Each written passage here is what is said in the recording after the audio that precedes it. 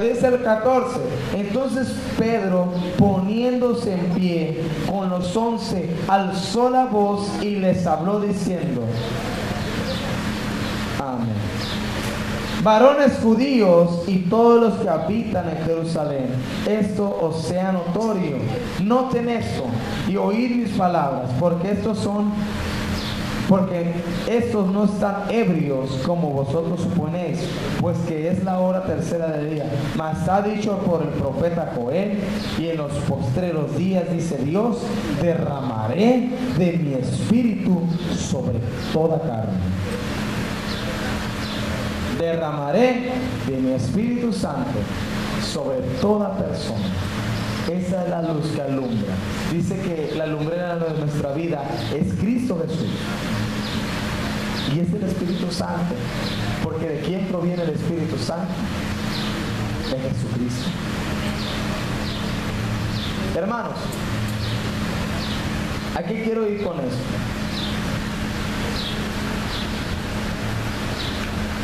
Dice en el 43, en el mismo capítulo 2, y sobrevino temor a toda persona, y muchas maravillas y señales eran hechas por los apóstoles.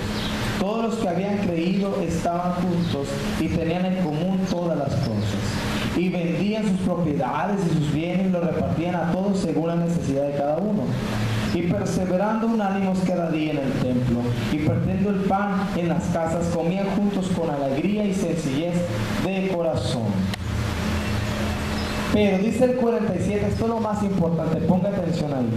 Alabando a Dios y teniendo favor con todo el pueblo. Y el Señor añadía cada día a la iglesia los que habían de ser salvos. ¿Cómo puede ser eso? Que cada día Dios añadía más.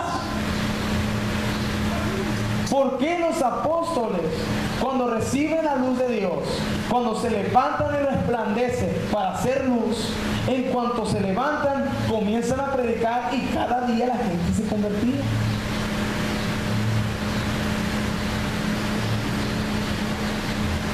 Primeramente, hubo un crecimiento espiritual.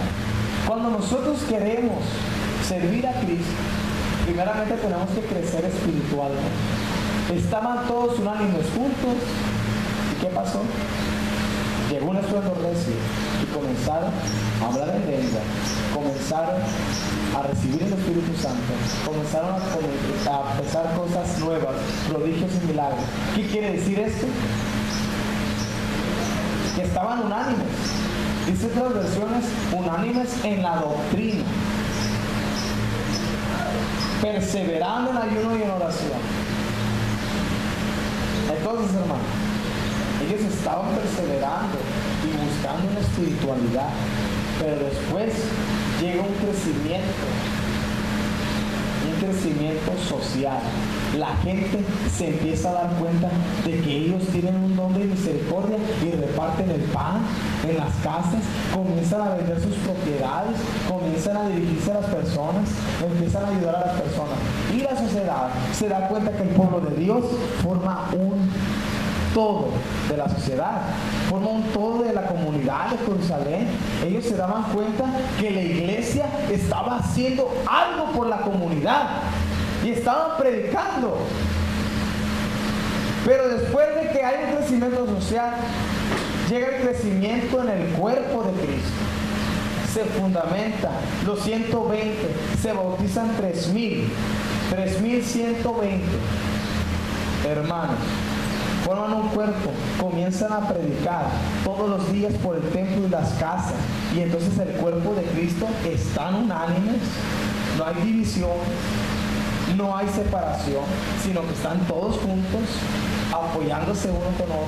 Si el otro está caído, el otro pone el hombro, y estaban todos juntos. Pero lo más tremendo de esto, que es donde se da cuenta uno que estamos resplandeciendo, es que llega un crecimiento numérico y explosivo. ¿Por qué? Porque después de 3,000 se bautizaron 5,000, 8,000 personas bautizadas en el nombre de Jesucristo. junto con los 120, ¿cuántos son? 8,120. Una congregación de 8,120 en 2 cultos. ¿Paz de Cristo? ¿Paz de Cristo? ¿Qué nos hace falta?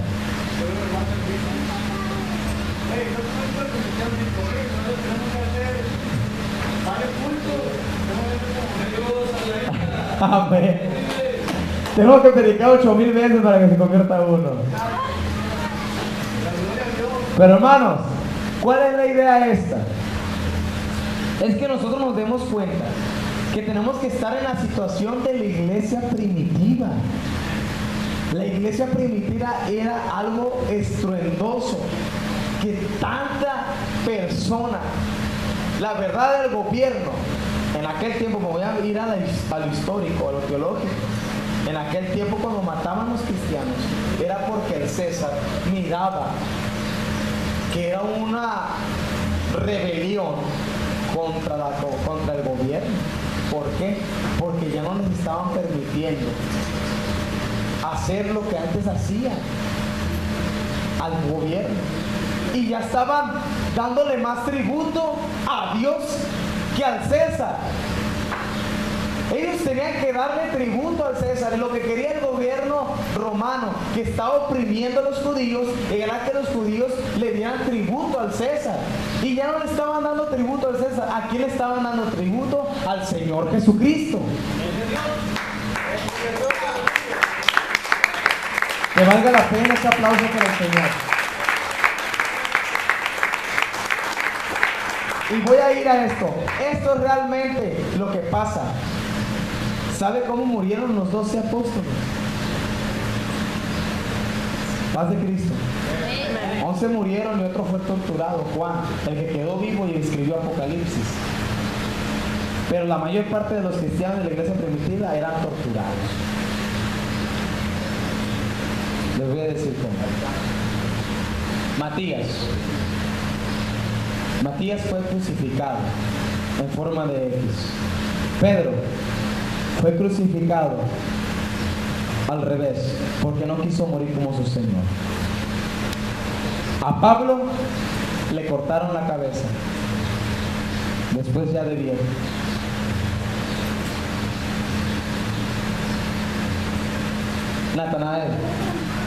Natanael fue atravesado por un soldado romano con una estaca de extremo a extremo. Los demás fueron degollados. Pero lo que más tremendo, todos los 11 fueron asesinados. Los 11. Cuando fue del menor, Juan, el apóstol amado,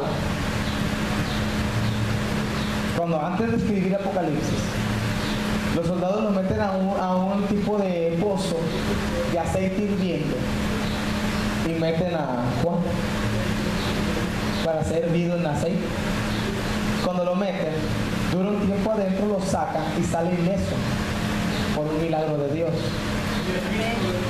Fue oprimido también. Es que el evangelio tiene que costar. Jesús le dijo, cuando dijo Jesús, van a sufrir grande tribulación, también se dirigía a la iglesia, pero mayormente se dirigía a sus apóstoles, porque los apóstoles de la iglesia primitiva subieron más tribulación que nosotros los cristianos hoy en día. Ahorita nosotros podemos ver el Chavo del 8 en la casa, podemos ver televisión, podemos estar a gusto, acostaditos, pero los de la iglesia primitiva no. ¿Sabía cómo mataban a sus cristianos? Con la Biblia colgada en un leño, atados y quemándose con la Biblia en el pecho. Otro asesinato. Los metían en una tinaja grande, una alberca grande, de agua congelada. Haz de cuenta, ya ve que le ponen la capa, que queda la capa de hielo arriba y abajo todavía hay agua. Los aventaban. Y estando en el agua helada, médicamente se siente como muchos alfileres atravesando todo tu cuerpo. Y comenzaron los cristianos a sentir eso. Y estando en el agua le decían, digan que el César es su Señor. No, Jesucristo es nuestro Señor. Digan que el César es su Señor. No, Jesucristo es el Señor. y no cesaban de decir que Jesús era el Señor. Pero ahí va lo más fuerte. Eso es levantarse y resplandecer. ¿Sabe qué hizo un soldado romano? Históricamente, me acuerdo que leí un estudio donde dice que un soldado romano, entre todos los que estaban nacidos, se quedó impactado y empezó a quitarse el yelmo, la coraza, la armadura, y se metió juntamente con los cristianos a la tinaja de agua. Y todos los soldados, ¿por qué te metes? Si ellos no quieren dejar a su Señor, yo creo que el Señor nuestro, Jesucristo, es mayor que el César. Y se quedó y aceptó a Jesús y murió en ese momento. Se murió con los cristianos de ahí, un soldado romano. Al mirar la fe de ellos, se convirtió y entró a la tinaja de agua para ser asesinado juntamente con los cristianos. Eso es levantarse y resplandecer. Hay que ser como la iglesia primitiva, la que buscaba el Evangelio de Cristo, que andaba todos los días.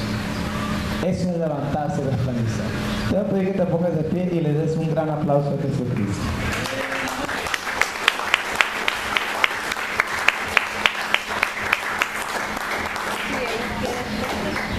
¿Cuánto nos queda, hermano?